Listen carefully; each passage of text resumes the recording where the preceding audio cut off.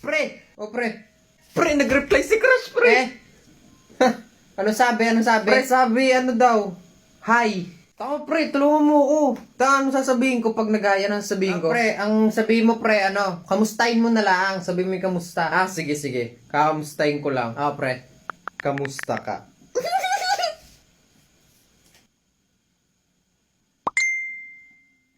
Pre, nag-reply ulit, pre. Sabi, okay lang naman.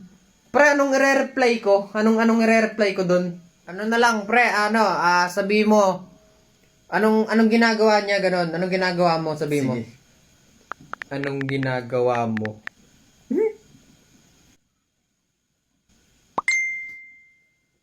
Pre.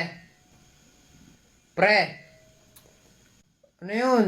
Anong magandang sabihin dito? Sabi niya, wala, nakahiga lang. Sabi mo Sabi mo kung kumain na, gayon. Sige pre. Kumain ka na ba?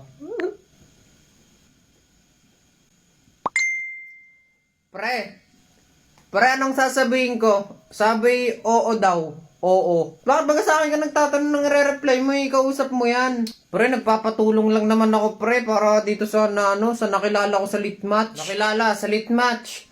Napakagaling mo makipag-usap pero pagdating naman sa chat, hindi mo naman magawa. Sa akin ka pa nagpapatulong. Hindi ko kasi alam sasabihin ko. Kanina pa kami nag-uusap. Ikaw na lang ang kumausap at ikaw ang mag-isip. Gusto mo, ako na lang kumausap dyan. Total, saan ka rin naman nagtatanong ng mga re-reply mo? Ay, nagpapatulong lang. Wala to, guys! F.O. Oh.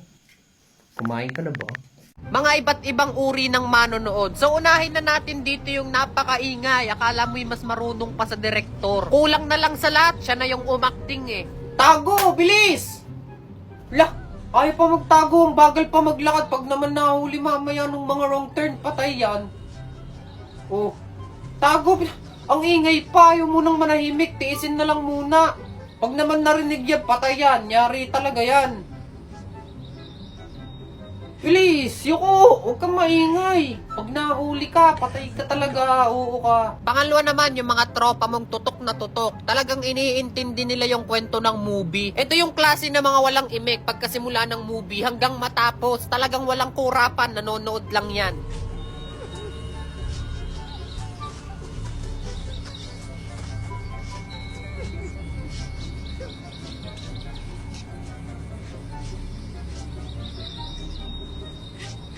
At syempre, kung merong tahimik, meron ding naman madaldal. Ito yung mga napanood na yung movie. Pero manonood ulit para ikwento kung anong nangyayari. Sumama pa doon. Yung yung tumutulong sa kanya. Kunyari, tinutulungan lang siya. Hindi niya alam, kontrabida din yon. Kasama yun ng mga wrong turn. Papatayin din siya noon pagka tamo kunyari, kala mo ang bait, di ba? Pero maya-maya, bigla yung tatagain sa kamay. Spoiler yan. Napakadaldal mo, wag kang maingay. Hindi, napanood ko na kasi yan. Sumama lang ulit ako sa inyo. Gusto ko lang mapanood ulit para makwento ko kung anong nangyari. Siya, patayin na natin yung TV. Kwento mo na lang. Pang-apat naman, yung mga tropa mong wala naman talagang pakialam sa movie. Talagang nagpunta laang para mag-food trip malala.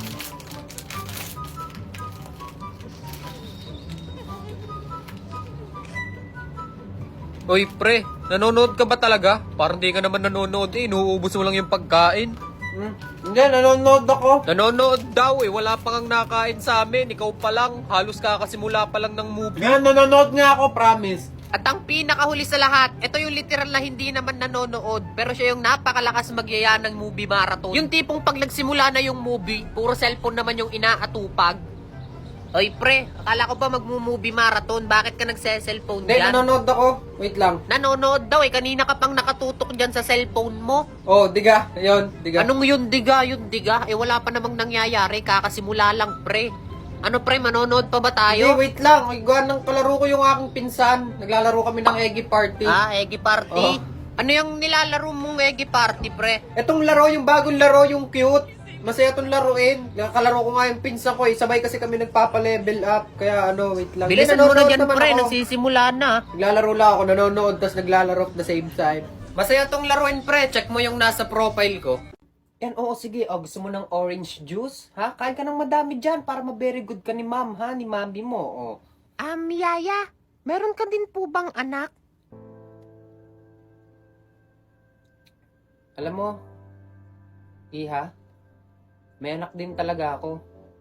Pero, matagal na siyang nawala eh. Ha, wala na po. Bakit po? Saan po nagpunta?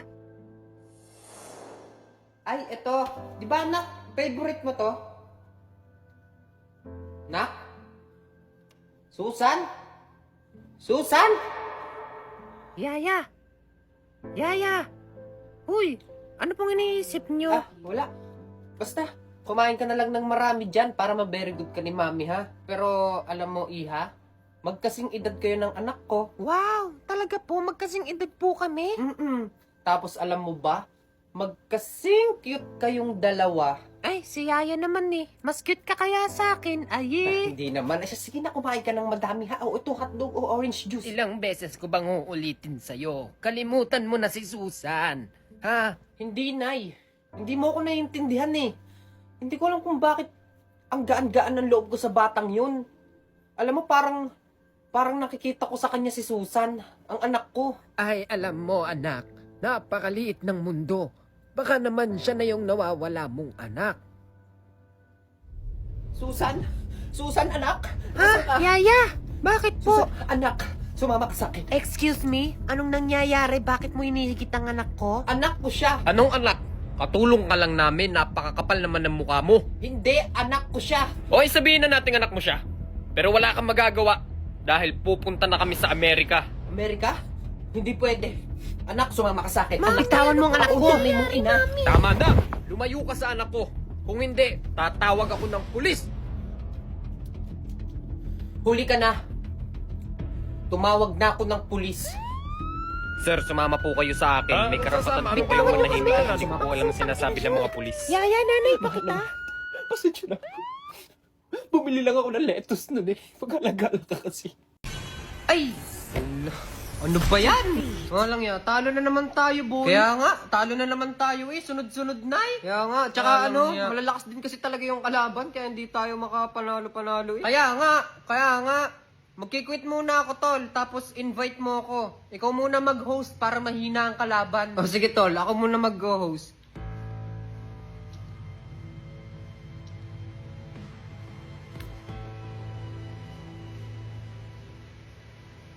Hindi, tol. Ibig mo palang sabihin, mahina ako. Ay, hindi. Hindi, wala naman ako sinabing ganun. Tol, ang ibig ko lang sabihin, malay mo, di ba, pag ikaw nag-search, mas mahina yung kalaban. Hindi, ganun na nga rin yun, di ba? Ako yung pinag-host mo, kasi para yung mahanap natin, mahina din, kagaya ko. Ganun ba ibig mong sabihin? Hindi, talagang na... Ayun, lobat na ako, tol. Mag-church lang muna ako. Yo! What's up? Guys, tingnan nyo, may dadagdag na naman ako. Sabi ko nung nakaraan, last night. Pero hayaan na natin, nandyan na yan eh, di ba? Wala naman tayong magagawa. Hayaan na natin. Bago natin simulan, kunin muna natin tong pang-stand para standing siya, di ba? Pagkatapos natin ikabit yung standing ovation, isaksak na natin, tapos... Di ba sakto? Tumunog na. Buhay na yan. Madali lang tong gamitin. Iko-connect mo lang siya sa Bluetooth tapos pwede mo na siyang kontrolin, no? Di ba? Patay, buhay. Napabili ako nito kasi wala lang. Ang ganda lang niyang pang-display, di ba? Tingnan mo naman. Ang cute. Napakaraming display ang pwede mo pagpilian dito kaya hindi ka basta-basta mauumay dyan. Kung ayaw mo naman pang-display, pwede mo naman gawin yung scoreboard o kaya timer o kaya orasan o di ba? Pwede. O kaya naman kung may business kayo, pwede nyo rin tong gamitin. Kunyari, promo, 1,000 shitty meal. Ganun, nakasulat. Basta, kaya nga pixel display kasi nga pang display yan. O kaya naman kung ganun talaga kataba yung utak mo, pwedeng ikaw yung mag-drawing tapos pwede ka rin gumawa ng sarili mong animation, ganun. Basta bahala ka na, ha? Malaya kang gamitin yan. Kung anong gusto mong gawin, bahala ka. Basta ito, makakapagpaganda to ng setup o kaya mapapaganda nito yung lugar ng paglalagyan niya. Hindi naman ako galit, ha? Gusto ko lang ipakita sa inyo kasi natutuwa ako. Ganda dyan lang kasi. Diyan lang yan sa yellow basket.